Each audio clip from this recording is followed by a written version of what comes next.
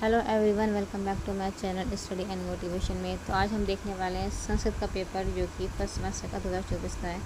तो पूरा पेपर देखने वाले हैं और अच्छी लगी वीडियो तो लाइक कर दीजिए और चैनल को ज़रूर सब्सक्राइब कर दीजिएगा और बेल आइकन को प्रेस कर दीजिए जिससे आपको आने वाली नोटिफिकेशन का अपडेट आपको टाइम से मिल सके। चलिए स्टार्ट करते हैं।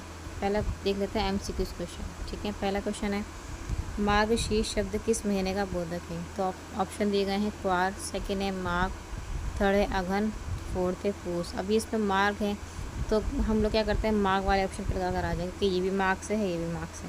तो हमें ऐसा नहीं करना है, पढ़कर जाना है। तो इसका ऑप्शन नंबर थर्ड इस करेक्ट आंसर है अघन। ठीक है, इसके बाद सेकेंड है मधु शब्द का सप्तमी विभक्ति बहुवचन का रूप है। आपको मधु शब्द का सप्तमी विभक्ति बताना है और बहुवचन बताना है। तो ऑप्शन नंबर फर्स्ट है मधुषु, सेकेंड है मधुना, थर्ड है मधुने और फोर्थ है मधुनी। ठीक है, तो इसका ऑप्शन नंबर फर्स्ट करेक्ट है मधुषु। ठीक है, इसके बाद थर्ड देख लेते हैं संस्कृत में वचन कितने प्रकार के होते हैं। तो संस्कृत में वचन हमारे कितने प्रकार के होते हैं, 3 प्रकार के होते हैं, एक वचन, द्विवचन और बहुवचन। तो ऑप्शन है 2, ऑप्शन नंबर सेकंड 3, थर्ड है 4, फोर्थ है 1। तो option number second is correct. ठीक है, इसके बाद नेक्स्ट क्वेश्चन देख लेते हैं। संस्कृत विश्व की प्राचीनतम भाषा है, वाक्य में किस पद में संबंध कारक है। इसमें संबंध कारक पूछा है। तो देखो क्या लिखा है, संस्कृत विश्व की प्राचीनतम भाषा है ना। तो जिसमें विश्व की जो है ये संबंध बता रहा है, तो इसमें विश्व की जो है हमारा करेक्ट आंसर हो जाएगा। ठीक, तो फिफ्थ है गेहूँ को संस्कृत में कहते हैं। हम गेहूँ को संस्कृत में क्या कहते हैं। ऑप्शन नंबर फर्स्ट गोधूम, व्रीहि, अड़की या फिर माठ। तो हम कहते हैं गोधूम। तो option number first is correct हो जाएगा। तो ये 5 MCQs थे। अब इसमें पूछे जाते हैं आपके वेरी शॉर्ट। तो वेरी शॉर्ट देख लेते हैं। वेरी शॉर्ट आपके ये वेरी शॉर्ट में क्वेश्चन नंबर 6 है अधोलिखित संख्याओं की संस्कृत लिखनी है। आपको इनकी संस्कृत लिखकर बतानी है। ठीक है, जैसे कि आपको यहाँ पे लिखा है 8, 16, 20 और 3।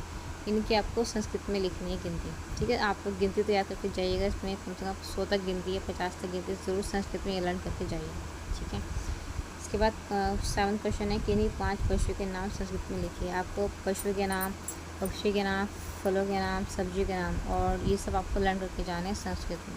ठीक है, 5 ही पूछते हैं ज़्यादातर, 10 तो पूछते नहीं। इसके बाद 10 है अधोगिन, पुरुष, सिंह, मुँह, पेती, लक्ष्मी, सुक्ति का हिंदी में आपको अर्थ बताना है। इसका अर्थ बताना है। छोटे छोटे अर्थ भी काफ़ी पूछ लेता है, तो आप मॉडल में से पढ़ के जाइएगा। नेक्स्ट क्वेश्चन है पट धातु का लट, लकार, मध्यम पुरुष को 3 वचनों के रूप में लिखिए। लकार से क्वेश्चन आते हैं, पट का पूछ सकता है, गम का पूछ सकता है, किसी का भी पूछ सकता है। तो आपको लकार भी पढ़कर जाना है। ठीक है, 10th क्वेश्चन है युष्मत सर्वनाम शब्द का तृतीय विभक्ति के 3 वचनों के रूप में लिखें। विभक्ति वचन बताने तीनों की किसकी, युष्मत की। ठीक, इसके बाद 11th क्वेश्चन है ता विद्यालय अगच्छन को हिंदी में अनुवाद बताना है। हिंदी अनुवाद आपको पढ़ के जाना है, हिंदी अनुवाद पूछा गया है। इसके बाद शॉर्ट क्वेश्चन देख लेते हैं। भाववाचक संज्ञा को परिभाषित कीजिए और उदाहरण भी लिखिए। भाववाचक संज्ञा के सारे प्रकार पढ़कर जाने हैं विद एग्जाम्पल। ठीक है, 13 है क्रा धातु के लड लकार के 3 पुरुष और 3 वचन के नाम। यहाँ पे फिर से लकार से क्वेश्चन पूछा गया है, लकार आपको पढ़ के जाना है। ठीक है, 14 है संस्कृत भाषा में व्याकरण का ज्ञान का क्या महत्व है, ये आपको बताना है।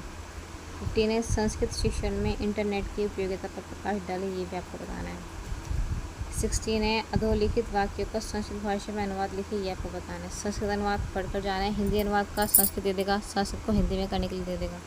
ठीक है, नेक्स्ट है अधोलिखित श्लोक का हिंदी में भावार्थ बताइए। ये आपको भावार्थ दे रखा है, इसका हिंदी में भावार्थ बताना है। श्लोक दे रखा है, इसका भावार्थ बताना है। ठीक है, लास्ट क्वेश्चन है संस्कृत भाषा शिक्षण में आदर्श वाचन के महत्व पर प्रकाश डालना है। आदर्श वाचन क्या होते हैं, इसके महत्व पर प्रकाश आपको डालना है। जो पूछा गया बस आपको वही बताना है, ज़्यादा आपको ओवर नहीं लिखना है क्योंकि कम टाइम का पेपर होता है।